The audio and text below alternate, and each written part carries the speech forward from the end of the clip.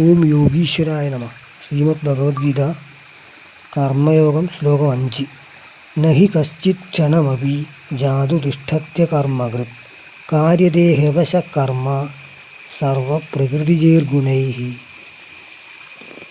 നഹി യസ്മാത് ക്ഷണം അപി കാലം ജാതു കദാചിത് കശ്ചിത് തിഷ്ഠതി അകർമ്മകൃത് സൻ കസ്മാത് കാര്യതേ ഹി യസ്മാത് അവശഃ ഏവ അസ്വതന്ത്രഃ ഏവ കർമ്മ സർവഃ പ്രാണി പ്രകൃതിജൈഃ പ്രകൃതിതോ ജാതൈഃ സത്വരജസ്തമോഭി ഗുണൈഃ.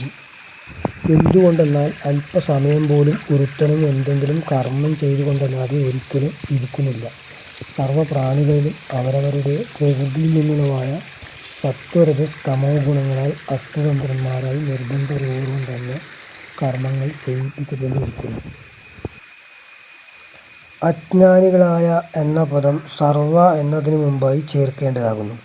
അജ്ഞഃ ഇതി വാക്യശേഷോ യഥോ വക്ഷ്യതി ഗുണർയോ ന വിചാല്യത്തെ ഇതി വ്യാഖ്യാനം പൃഥക്കരണാത്. 14:23, 3:3.